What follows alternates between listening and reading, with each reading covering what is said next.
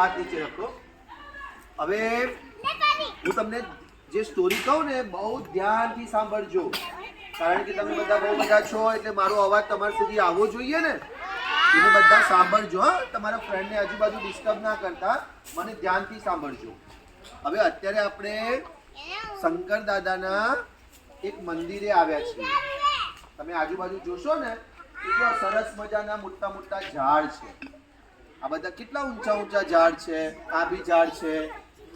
હવે બાજુમાં જો, બાજુમાં તમને પેલી મૂર્તિ દેખાય?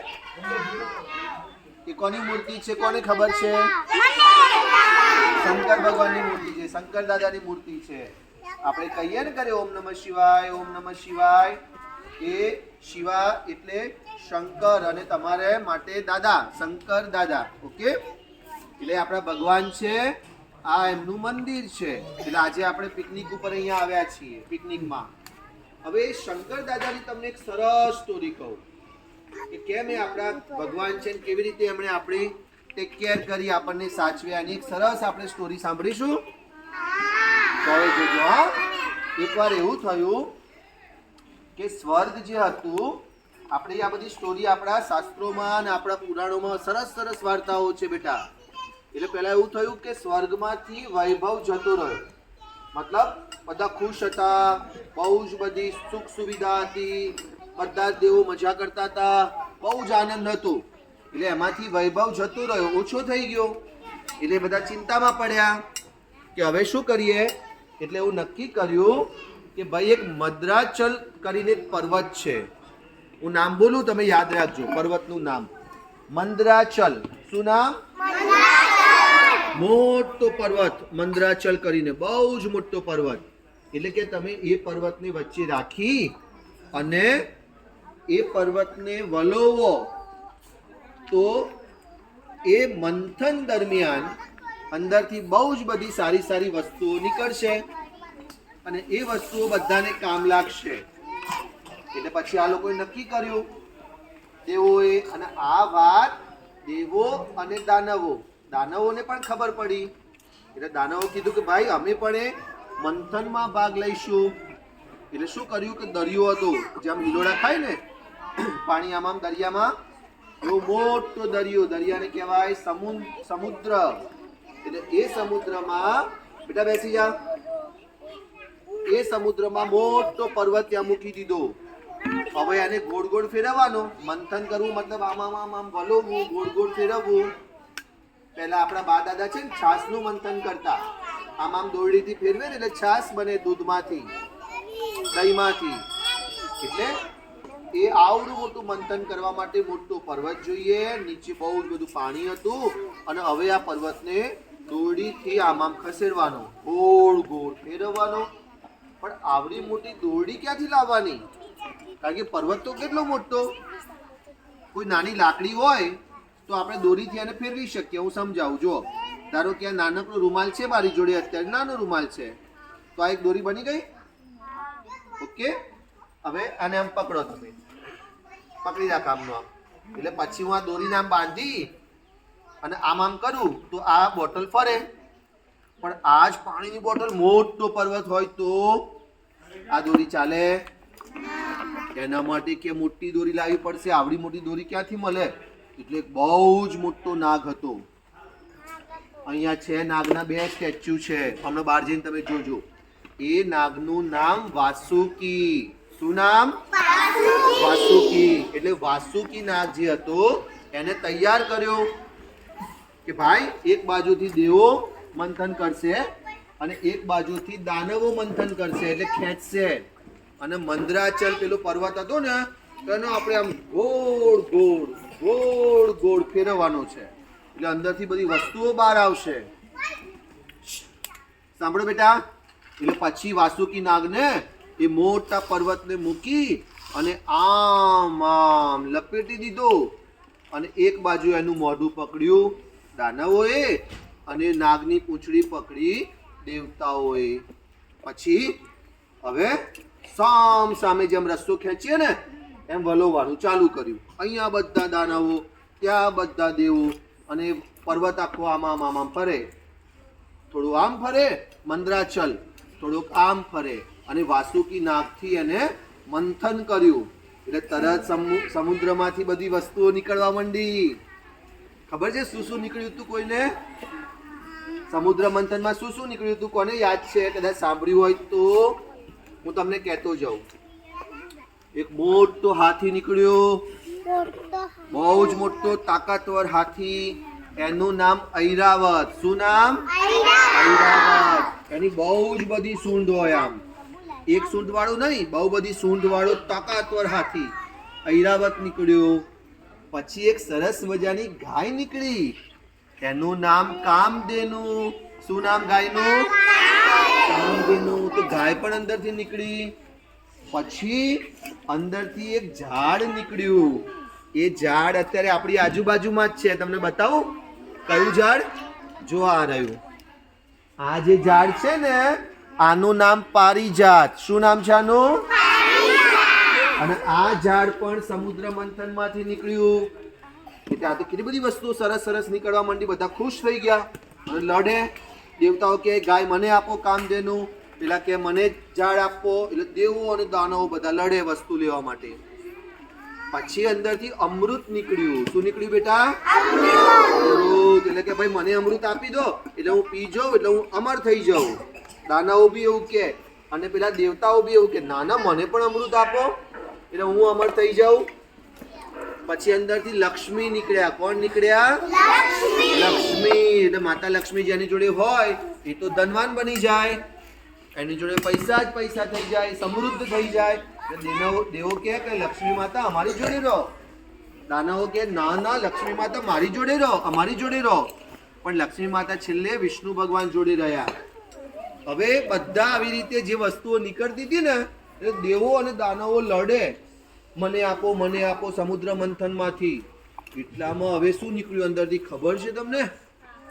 હવે એવી વસ્તુ નીકળી કે જે કોઈ લેવા તૈયાર નહીં. બધા ડરી ગયા. એવી વસ્તુ અત્યારે હવે સમુદ્ર મંથનમાંથી નીકળવાની છે. અને મંદરાચલ પર્વત બરોબર મંથન થઈ રહ્યો છે, વલોવાય છે. કયો નાગ હતો? વાસુકી. વાસુકી નાગની મદદથી આખા પર્વતને ફેરવી અને સમુદ્રમાંથી હવે એવું વસ્તુ નીકળવાની છે કે જે કોઈને જોઈતી નથી અને બધા ડરી જવાના છે. અને એ વસ્તુનું નામ છે વિષ.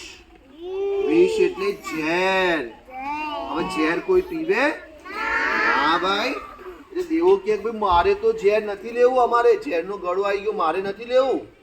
દાનવો કે મારે પણ ઝેર નથી લેવું, અમારે પણ ઝેર નથી પીવું. હવે વસ્તુ કોઈકને તો લેવી જ પડે. એટલે આખી પૃથ્વીમાં હાહાકાર મચી ગયો કે ભાઈ સમુદ્ર મંથનમાંથી જે ઝેરનો ગળો નીકળ્યો હવે એ કોણ લેશે? બધાએ હાથી બધાને લેવો હતું, કલ્પ વૃક્ષ બધાને લેવું હતું, કામધેનુ ગાય બધાને લેવી હતી, આ સરસ મજાનું પારિજાતનું ઝાડ શુક બધાને લેવું હતું. પણ વિષ લેવા માટે કોઈ તૈયાર થયા નહીં. પછી આ તો પૃથ્વી પર બહુ મોટી તકલીફ થઈ જાય. બધે આ વિષનું ટીપું જમીન ઉપર પડે તો પણ મોટી તકલીફ થઈ જાય. એટલે બધાએ કોને પ્રાર્થના કરી? શંકર દાદાને. તમે અત્યારે મંદિરે આવ્યા છો ને, એટલે બધાએ ભેગા થઈ અને શંકર દાદાને પ્રાર્થના કરી. જો તમને શંકર દાદાની મૂર્તિ અહીંયા દેખાય છે. એટલે શંકર દાદાને પ્રાર્થના કરી કે હે ભગવાન, હે ભોલાનાથ, શંકર દાદા સ્વભાવે બહુ ભોળા બેટા, તમે થોડું કામ પ્રાર્થના કરો ને કે મને બહુ શક્તિ આપજો, મને આ વસ્તુ લઈ આપજો, એટલે તરત તમારા ઉપર પ્રસન્ન થઈ જાય. બીજા બધા દેવોને રીઝવવા માટે બહુ મહેનત કરવી પડે, પણ શંકર દાદા તો બધાના દાદા, ભોળેનાથ, એમને કહેવાય જ ભોલાનાથ. સાંભળો બેટા. એટલે હવે બધાએ શંકર દાદાને રિક્વેસ્ટ કરી કે હે પ્રભુ, મંથનમાંથી, સમુદ્ર મંથનમાંથી તો હવે ઝેર નીકળ્યું છે. એ ઝેરનું નામ હળાહળ. શું નામ? તમારે યાદ રાખવાનું, હા, બધા નામ યાદ રાખવાના. શું નામ? હળાહળ. એટલે બધાએ રિક્વેસ્ટ કરી કે હે પ્રભુ, હવે આ ઝેરનું શું કરીશું? એટલે શંકર દાદાએ કીધું કે સારું ચાલો, તમે ચિંતા ના કરશો, એ ઝેર હું પી જઈશ. કોઈ ઝેર પીવે? ના ભાઈ, હું તો ના પીવું. કોઈ ઝેર પીવે? તો શંકર દાદાએ આપણને બધાને બચાવવા માટે એવું કીધું કે સારું ચલો એ ઝેર હું પી જઈશ. પણ હવે શંકર દાદા ઝેર પી જાય તો પછી એમનું બી આઈ બને ને યાર, એમનું પણ મૃત્યુ થઈ જાય. એ ઝેરથી તો કોઈ બચી ના શકે. એટલે એમણે શું કર્યું, આમ ઝેર ગળો હતો એ ગળામાંથી ઝેર પીધું અને પી અને અહીંયાથી મોં વાટે ગળામાં લાયા. ક્યાં લાયા? અહીંયા. હવે અહીંથી નીચે ઉતરવા ના દીધું પેટમાં, અને એ ઝેરને એમણે ગળામાં ધારણ કર્યું કહેવાય. શું કહેવાય? ધારણ કર્યું. એટલે બધું ઝેર એમને અહીંયા ભેગું થઈ ગયું. એટલે શંકર દાદાને ખૂબ ગરમી લાગવા લાગી, ખૂબ બળતરા થવા લાગી, એમને બહુ તકલીફ પડવા માંડી.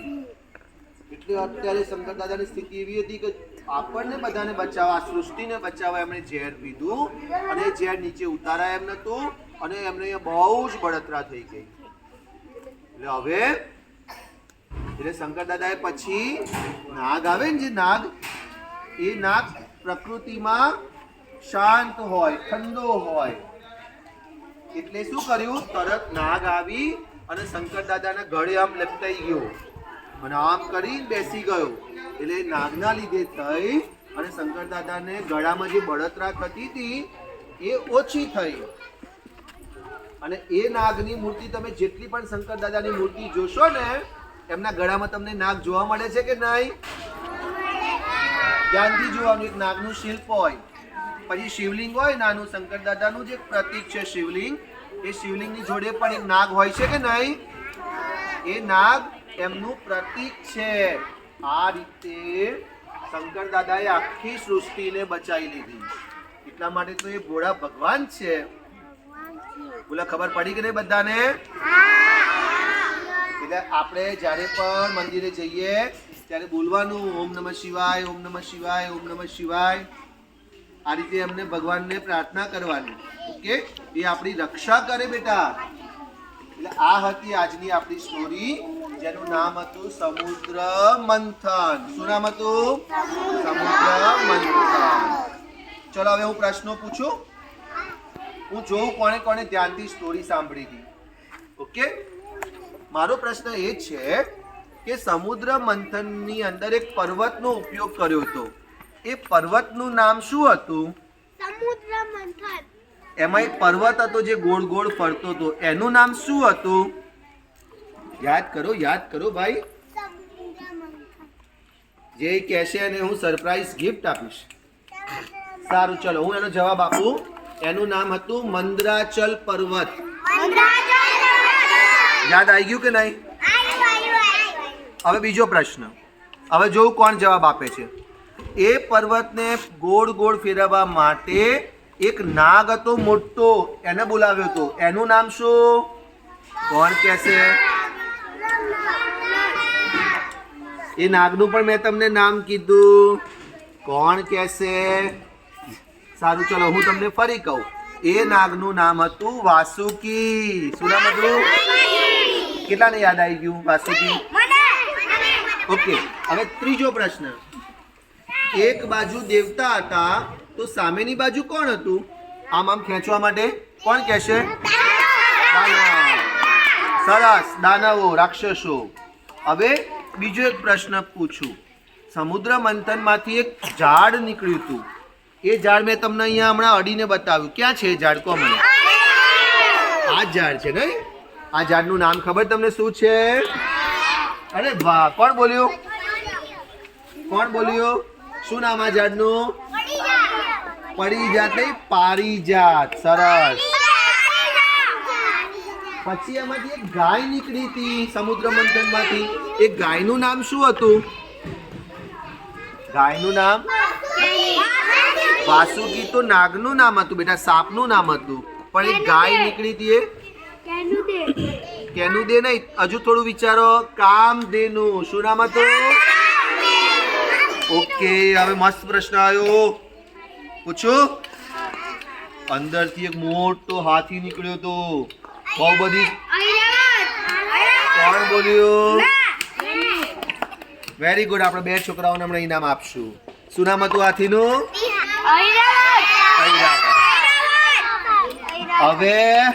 હવે છેલ્લો પ્રશ્ન, મજાનો પ્રશ્ન. અંદરથી કઈ વસ્તુ નીકળી જે કોઈ લેવા તૈયાર નતું? શું વાત છે ભાઈ, બધાને ખબર પડી ગઈ. પણ હવે ઝેરનું નામ કોણ કહેશે? બોલો ચલો, નામ કોણ કહેશે ઝેરનું? બોલો, એ ઝેરનું નામ શું હતું? વાસુકીએ નહીં, ઐરાવતે નહીં, કામધેનુએ નહીં, પારિજાત પણ નહીં. એ ઝેરનું નામ હતું હળાહળ. યાદ આવી ગયું ને? એ વિષનું નામ હતું હલાહલ. ઓકે, એટલે આથી આપણે આની સ્ટોરી, એટલે શંકર દાદા આપણને બધાને બચાવી લીધા એ ઝેરથી, એ વિષથી. ઓકે બેટા, ચાલો હવે આ એક સ્ટોરી પૂરી થઈ.